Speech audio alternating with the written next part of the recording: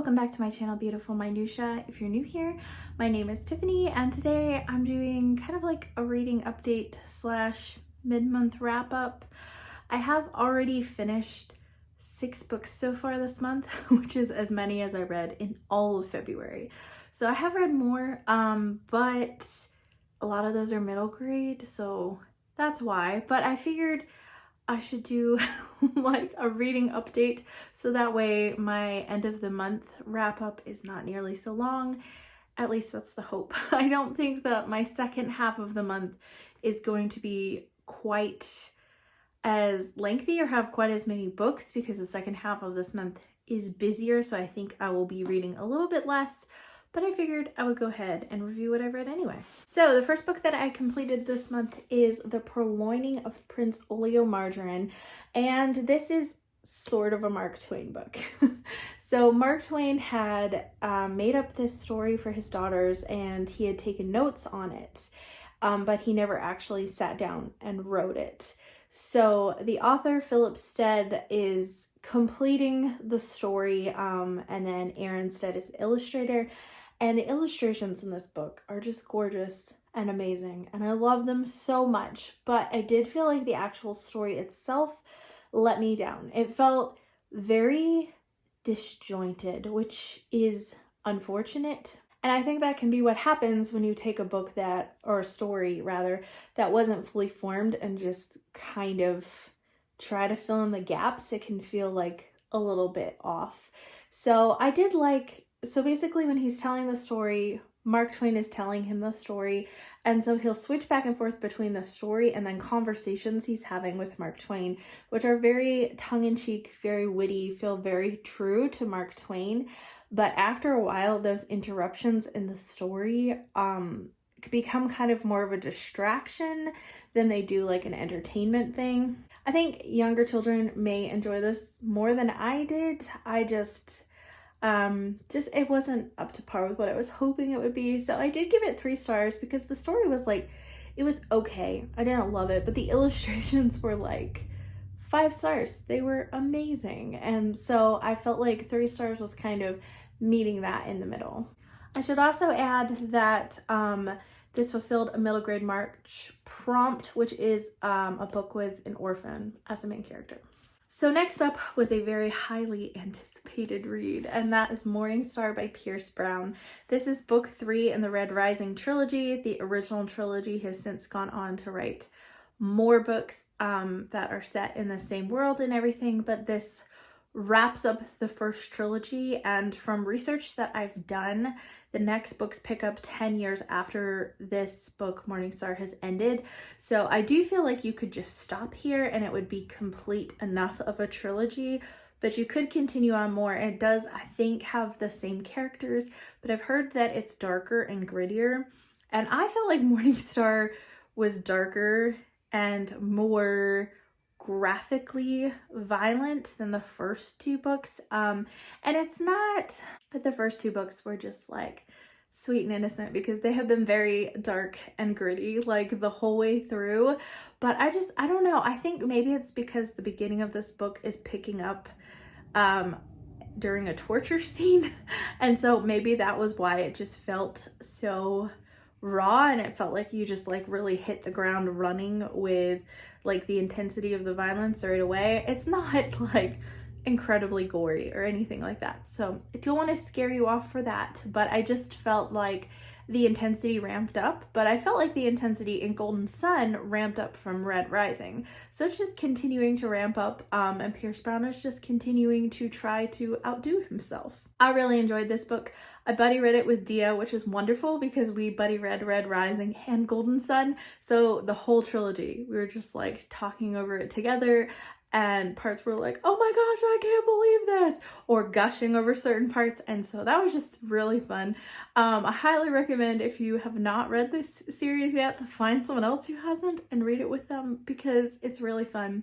I can't say too much about the plot because it will give away spoilers for Red Rising and Golden Sun, and I don't want to do that. But I will say that this is a sci-fi book. It is, I think, like some people say it's YA.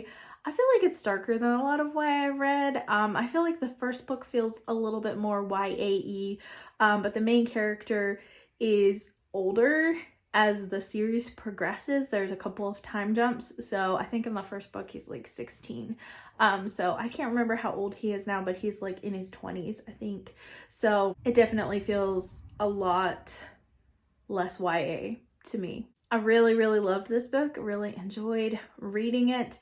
There was something about the ending that bothered me. A lot of people don't like the ending of this series, and I'm not gonna say why, because that is very spoilery. I was fine with how the ending resolved itself, but there were elements about how certain things were revealed that just kind of bothered me. And it was a theme that I saw throughout all 3 books, and it was just like the way that Pierce Brown wrote it. So it wasn't the storyline itself that bothered me.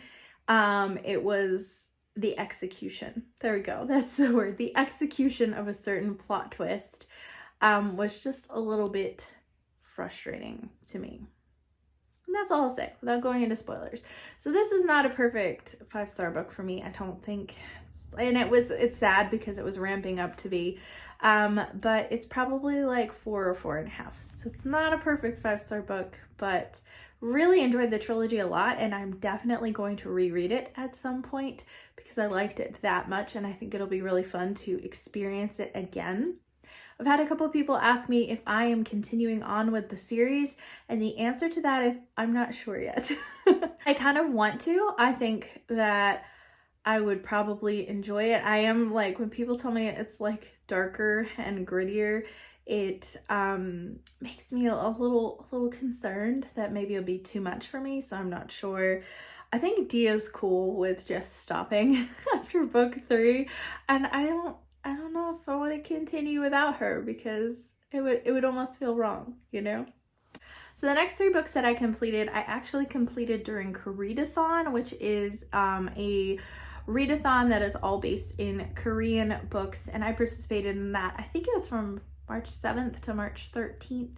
I did just post a reading vlog about that, so I'm gonna be pretty brief about my thoughts on these 3 books because I just talked about them. But if you didn't watch that, vlogs aren't your thing or whatever, I will give like little bits of thoughts here.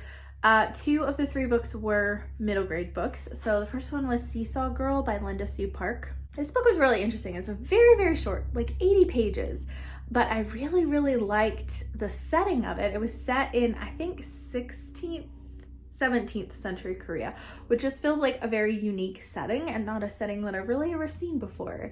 So I really liked that. I did like the main character. It's very cultural. So the plot itself is very cultural in that girls of wealthy families were not allowed to leave their families' homes for fear that strange men would see them. And so the only time that they like left their home is if they had like a brother get married or if they got married. Those were the only times that they were ever allowed to leave their home at all. And the main character like longs for the outside and wants to see what the world is like because she's never seen it.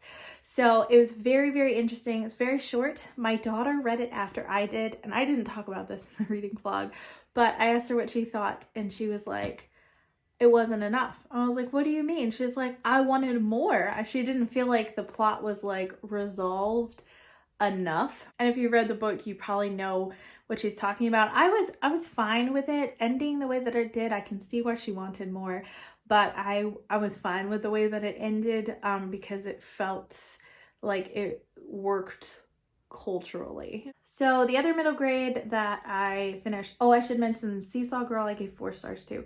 The other middle grade that I finished is When You Trap a Tiger by Tage Heller. And this was actually the Newbery winner for the year that it came out, which I think was 2020. So it was a Newbery winner, and it deals primarily with Korean folktales. So the main character is traveling with her sister and her mom from Southern California to, I think, Washington State to like go and be with their grandmother, their mom's mother. And on the way, the main character actually sees like a tiger in the road and then it just kind of like dissipates. And tigers feature very prominently in Korean folktales. So it's interesting. It has a really lovely cover. The folktale elements were really interesting, although I thought it was going to be kind of a Where the Mountain Meets the Moon situation where there's a bunch of folktales all woven in, and unfortunately it wasn't that. It was basically the same folktale that just continued to be expounded upon. I didn't really love it, and I was expecting to. I felt like there were snatches of brilliance in there. I could see why people love it. I felt like the writing was really good, but it did feel like it was kind of a middle grade book that was written for adults who love middle grade rather than written for children. There were some elements that I didn't love as a parent and didn't feel comfortable passing off to my very young child. And I just didn't love the way certain things were resolved. So you can watch my reading vlog if you want more details than that, but that's all I'm going to say. I did give it 3 stars because I did enjoy it.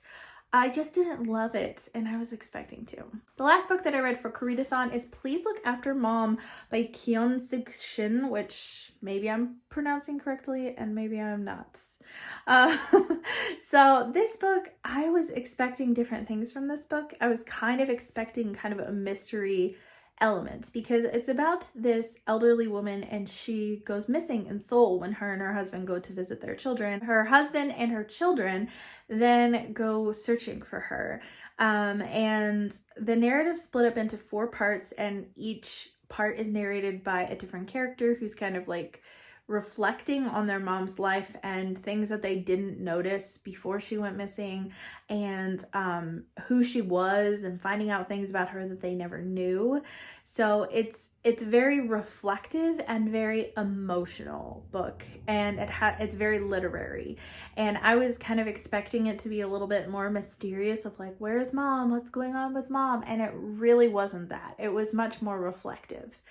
That being said, I loved it. I thought it was really good and I really enjoyed it. The narratives are a bit strange because 2 of the 4 narratives are written in second person, which I had never really read any books written in second person except for like choose your own adventure books when I was a kid, which may be off-putting to some people, but I didn't have that hard of a time with it. I thought that I would. But as we're switching between the narratives, like the next one is written in third person, then we've got second person again, the last one is in first person. So that's kind of where I didn't like it quite as much, as because it would take me a little while to like adjust back into like a new way of narrating it. So I really enjoyed it though. I gave it 4 stars. I definitely cried when I was reading this book. It's very emotional. It's very good. But I don't think it's for everyone. I think there's a lot of people who won't like it. And I think I wouldn't have loved it depending on my mood, because it does get very sad and very heavy in places. But I really, really liked it a lot. And the last book that I completed, which I actually just completed today, is Little Lord Fauntleroy by Frances Hodgson Burnett. This is a middle grade, classic middle grade. I use this for the prompt, a book that is older than you. Seesaw Girl, actually, I use for a prompt of an Asian main character or set in Asia. And then actually I could use When You Trap a Tiger for 5 words or more in the title. So if that's the case, then I think I've fulfilled 4 prompts. When You Trap a Tiger was not the book I originally intended to use for that prompt.